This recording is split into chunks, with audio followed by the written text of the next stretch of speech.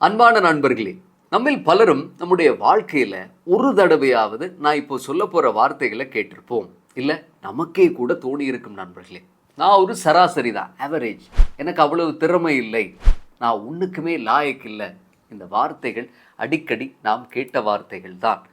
பள்ளியில் கணக்கு வராது. ஆஃபீஸில் மற்றவங்க மாதிரி வேகமாக வேலை செய்ய முடியாது. 4 பேர் முன்னால பேசினா கை கால் நடுங்கும். இதையெல்லாம் வச்சு நமக்கு நாமே ஒரு சராசரிங்கிற பட்டத்தை குத்திட்டு ஒரு சின்ன வட்டத்துக்குள்ள வாழ்ந்துட்டு இருப்போம் நண்பர்களே. ஆனால் இன்னைக்கு நான் ஒரு உண்மையை சொல்ல போறேன். நாம நினைக்கிற மாதிரி நாங்க ஒரு சராசரி இல்லை. நம்முடைய மூளைக்குள்ள இதுவரைக்கும் நாங்க பயன்படுத்தாத ஒரு மிகப்பெரிய சக்தி இருக்கு. ஒரு ஜீனியஸ் ஒளிஞ்சிட்டு இருக்காருன்னு சொன்னா நம்புவீங்களா நண்பர்களே? இது விஞ்ஞானம்.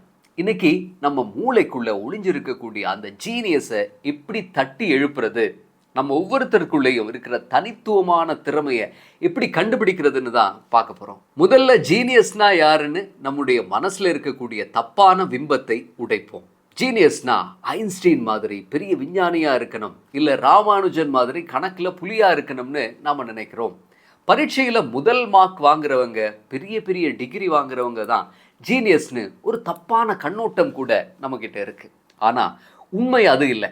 ஜீனியஸ்ங்கிறது ஒரு குறிப்பிட்ட துறையில மட்டும் சிறப்பா இருக்கிறதுக்கு இல்லை. அது உங்க மூளையை எப்படி சரியா முழுமையாக பயன்படுத்துகிறீர்கள் என்பதை பொறுத்தது.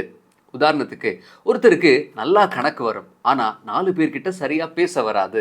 இன்னொருவர் கணக்குல சுமாரா இருக்கலாம், ஆனா ஒரு பிரச்சனைன்னு வந்தா அதை சமாளிச்சு எல்லாரையும் ஒருங்கிணைத்து ஒரு சரியான தீர்வை கண்டுபிடிக்கிறதுல கில்லாடியா இருப்பார்.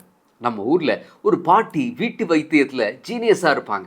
ஒரு மெக்கானிக் இன்ஜின் சத்தத்தை கேட்டே வண்டியில என்ன பிரச்சனைன்னு சொல்றதுல ஜீனியஸா இருப்பார். இவங்க யாருமே பெரிய படிப்பு படிச்சிருக்க மாட்டாங்க, ஆனா அவங்க துறையில அவங்க ஒரு ஜீனியஸ். ஆக ஜீனியஸ்ங்கிறது மார்க்லேயோ டிகிரியிலையோ இல்லை நண்பர்களே. அது நம்ம ஒவ்வொருத்தருக்குள்ளேயும் இருக்கிற ஒரு தனித்துவமான திறமையில இருக்கு. அதை நாம எப்படி கண்டுபிடிக்கிறது? இதுதான் மிக முக்கியமான கேள்வி. சரி, நம்ம திறமையை கண்டுபிடிக்கிறதுக்கு நம்ம மூளையிலேயே ஒரு சூப்பரான கருவி இருக்கு தெரியுமா? அதுக்கு பேரு தான் டோபமைன். இது வெறும் சந்தோஷ கெமிக்கல் மட்டும் இல்லை, நம்மோட ஊக்கத்துக்கும் கற்கும் திறனுக்கும் கவனத்துக்கும்னு சொல்லி 3 முக்கியமான விஷயங்களுக்கு காரணமான ஒரு மேஜிக் கெமிக்கல்னு சொல்லலாம். இந்த டோபமைனை சரியா புரிஞ்சுக்கிட்டா உங்க ஜீனியஸ் திறமையை திறக்கிற சாவியே உங்களுடைய கையில கிடைச்ச மாதிரி நண்பர்களே. முதல்ல உங்களுக்குள்ள ஒளிஞ்சிருக்கிற ஜீனியஸை எப்படி வெளியில கொண்டு வர்றதுன்னு பார்க்கலாம். அதுக்கு சில வழிகள் இருக்கு. முதல்ல உங்களுடைய டோபமைனை தூண்டக்கூடிய அந்த விஷயத்தை கண்டுபிடிக்கணும். டோபமைன் ட்ரிகர் என்ன அப்படிங்கிறது தான் நாங்கள் முதலாவது கண்டுபிடிக்க போகிற விஷயம். நம்ம ஒவ்வொருத்தருக்கும் சில குறிப்பிட்ட நல்ல விஷயங்களை செய்யும் போது மனசுக்குள்ள ஒரு ஆர்வம், ஒரு உற்சாகம், ஒரு இனம் புரியாத சந்தோஷம் வரும். அந்த நேரத்தில் தான் நம்ம மூளையில் டோபமைன் அதிகமாக சுரக்கும். அதுதான் உங்கள் திறமை ஒளிஞ்சிருக்கக்கூடிய இடம். இப்போ உதாரணத்துக்கு, ஒரு கம்ப்யூட்டர் ப்ரோக்ராமில் இருக்கிற ஒரு பிரச்சனையை தீர்க்கும் போது உங்களுக்கு நேரம் போகிறதே தெரியலையா? நீங்கள் ஒரு லாஜிக்கல் ஜீனியஸாக இருக்கலாம். மற்றவங்க கஷ்டத்தை கேட்கும்போது அவங்களுக்கு ஆறுதல் சொல்லி ஒரு நல்ல தீர்வை கொடுக்கறதுல உங்களுக்கு ஒரு திருப்தி கிடைக்குதா? அப்போது நீங்கள் ஒரு எமோஷனல் ஜீனியஸாக இருக்கலாம். ஒரு பழைய பொருளை வச்சு புதுசாக அழகாக ஏதாவது செய்யும்போது உங்களுக்குள்ள ஒரு சந்தோஷம் பொங்குதா? நீங்கள் ஒரு கிரியேட்டிவ் ஜீனியஸாக இருக்கலாம்.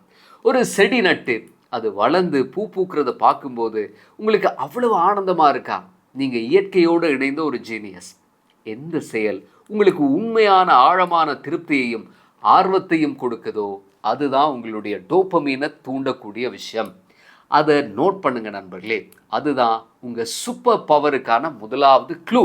கண்டுபிடிச்சிட்டிங்கன்னா அடுத்தது 2வது முக்கியமான விஷயம், வளர்ச்சி மனநிலையை வளர்த்து கொள்வது தான். 2 விதமான மனநிலைகள் இருக்கு, ஃபிக்ஸ்ட் மைண்ட் செட், மற்றது க்ரோத் மைண்ட் செட்.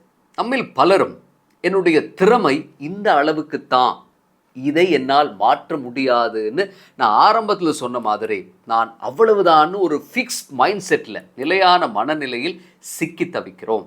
இது நமக்கு உள்ளே இருக்கக்கூடிய உண்மையான மேதைய ஜீனியஸை உள்ளேயே பூட்டி ஆற்றலை வெளிவர விடாமல் தடுத்து நாம் எந்த அளவுக்கு வளர முடியும் என்பதற்கான வரம்பை நாமே தீர்மானித்து விடுகிறோம் நண்பர்களே. ஆக நிலையான மனநிலை கொண்டவங்க வெற்றி அப்படிங்கிறது மற்றவங்களை விட அதிகமாக திறமைசாலியாக இருக்கிறவங்களால தான் முடியும்னு நினைப்பாங்க. ஆனால் உலக புகழ்பெற்ற உளவியலாளரான கேரோல் டுவேக் மிக தெளிவாக சொல்லுகிறார், வளர்ச்சி மனநிலை உள்ளவர்கள் முற்றிலும் மாறுபட்ட ஒரு அணுகுமுறையை கொண்டிருப்பாங்க.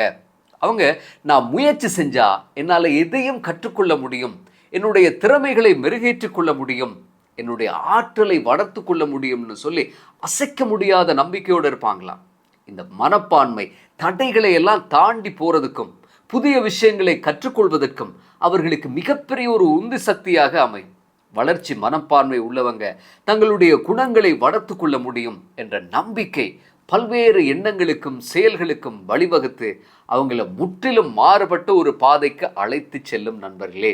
உதாரணமா, எனக்கு கணக்கு சுத்தமா வராதுன்னு முத்திரை குத்தி கொள்வதற்கு பதிலாக நான் கணக்கை கற்றுக்கொள்ள தீவிரமா முயற்சி செய்யணும், இதில் எனக்கு சவால்கள் இருந்தாலும் நான் கற்றுக்கொள்வேன் என்று சொல்லி பாருங்க. இந்த ஒரு சின்ன வார்த்தை மாற்றம் உங்கள் அணுகுமுறையிலேயே பெரிய மாற்றத்தை ஏற்படுத்தும். தோல்விகள் வரும்போது நான் ஒரு ஃபெயிலியர்னு நம்மை நாமே நொந்து கொள்வதற்கு பதிலாக, சரி, இந்த தோல்வியிலிருந்து நான் என்ன பாடம் கற்றுக்கொண்டேன், இதை எப்படி நான் மேம்படுத்திக் கொள்ளலாம் என்று ஆக்கப்பூர்வமாக கேள்விகளை எழுப்புங்கள்.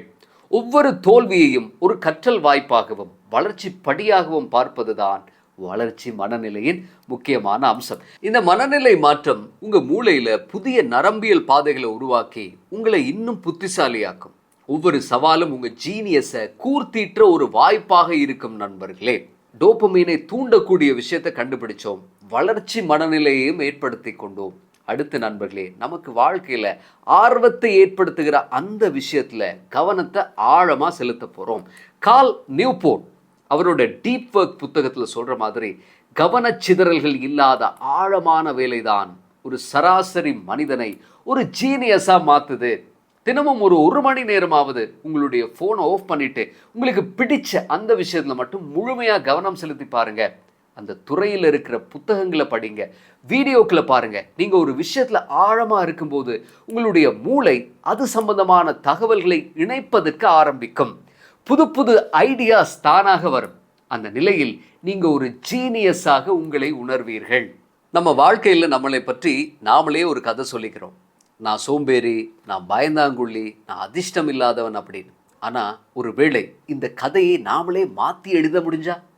நீங்கள் ஒரு கதை சொல்லி உங்கள் வாழ்க்கையோட கதையை நீங்களே மாற்றி எழுதலாம். கண்ணாடியை பார்த்து பேசுங்க. செல்ஃப் ரியலைசேஷன் அண்ட் அஃபர்மேஷன்ஸ், இதுதான் எல்லாத்துக்கும் அடிப்படை. நீங்கள் யாருங்கிறத உணர்றது. உங்களுடைய பலத்தை பட்டியலிடுங்க. மற்றவங்க உங்களை பாராட்டின விஷயங்கள், நீங்கள் பெருமையாக உணர்ந்த தருணங்கள், உங்ககிட்ட இருக்கக்கூடிய நல்ல குணங்கள் எல்லாவற்றையும் எழுதுங்க. படித்து பார்க்கும்போது, அட நம்மக்கிட்ட இவ்வளவு விஷயம் இருக்கான்னு ஆச்சரியப்படுவீங்க. சின்ன சின்ன வெற்றிகளை கொண்டாடுங்க. ஒரு சின்ன வேலையை நல்லபடியாக முடித்தா கூட உங்களுக்கு நீங்களே ஒரு சபாஷ் போட்டுக்கொள்ளுங்க நண்பர்களே. இந்த சின்ன சின்ன வெற்றிகள் டோபமீனை வெளியிட்டு உங்கள் தன்னம்பிக்கையை அதிகரிக்கும்.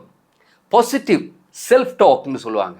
உங்களுக்கு நீங்களே பேசிக்கொள்வது. காலையிலே எழுந்ததும் கண்ணாடியை பார்த்து, நான் திறமையானவன், என்னால் முடியும், இன்று ஒரு சிறந்த நாள்னு சொல்லி பாருங்க. ஆரம்பத்தில் வேடிக்கையாக இருக்கலாம், ஆனால் தொடர்ந்து செய்யும்போது உங்களுடைய ஆழ் மனது இதை நம்ப ஆரம்பிக்கும். உங்களுடைய கதையை நீங்களே மாற்றி எழுத ஆரம்பிப்பீங்க. கவிஞர் கண்ணதாசன் பாடல் போல, உன்னை அறிந்தால் நீ உன்னை அறிந்தால் உலகத்தில் போராடலாம். உங்களை நீங்களே புரிஞ்சிட்டு உங்கள் பலத்தை உணரும் போது உங்களுக்கு முன்னாடி இருக்கிற எந்த சவாலையும் ஜெயிக்க முடியும். நண்பர்களே, சுருக்கமாக சொல்லணும்னா, நீங்க ஒரு ஜீனியஸ்ங்கிறது ஒரு தன்னம்பிக்கை பேச்சு இல்லை, அது ஒரு விஞ்ஞான உண்மை. உங்களுக்கு எது உண்மையான சந்தோஷத்தை கொடுக்குதுன்னு கண்டுபிடிங்க. அங்கதான் உங்க திறமை ஒளிஞ்சிருக்கு. என்னால் முடியுங்கிற வளர்ச்சி மனநிலையை வளர்த்து கொள்ளுங்கள். உங்களுக்கு பிடிச்ச விஷயத்துல ஆழமா கவனம் செலுத்துங்க. உங்களை நீங்களே நம்புங்க. உங்கள் பலத்தை உணர்ந்து பாராட்டுங்க. ஜீனியஸ்ங்கிறது வானத்துல இருந்து குதிக்கிற விஷயம் இல்லை, அது உங்களுக்குள்ள இருந்து முளைச்சி வர்றது. அதுக்கு நீங்க கொஞ்சம் முயற்சிங்கிற தண்ணி ஊற்றி தன்னம்பிக்கைங்கிற உரம் போட்டா போதும். உங்க மூளை ஒரு சாதாரண விதையிலிருந்து ஒரு பிரம்மாண்டமான ஆலமரமாக வளர தயாராக இருக்கு. இந்த வீடியோ பார்த்ததுக்கு பிறகு உங்க ஜீனியஸை கண்டுபிடிக்க நீங்க என்ன முதல் அடி எடுத்து வைக்க போறீங்க? உங்களுக்கு எந்த விஷயத்துல ஆர்வம் அதிகம்னு நினைக்கிறீங்க? அதை காமெண்ட்ஸ்ல மறக்காம பதிவு செய்யுங்க. மற்றவர்களுக்கு அது ஒரு உந்துதலாக இருக்கலாம். இந்த வீடியோ பிடித்திருந்தால் லைக் செய்யுங்க, அது மாதிரி உங்களுடைய நண்பர்களோடு ஷேர் செய்யுங்க. ஏன்னா அவங்களுக்குள்ளேயும் கண்டிப்பாக ஒரு ஜீனியஸ் ஒளிந்திருக்கலாம். மறக்காம நம்முடைய சேனலை சப்ஸ்கிரைப் செய்யுங்க நண்பர்களே. மறந்துடாதீங்க, நீங்க ஒரு சராசரி அல்ல, நீங்க ஒரு ஜீனியஸ்.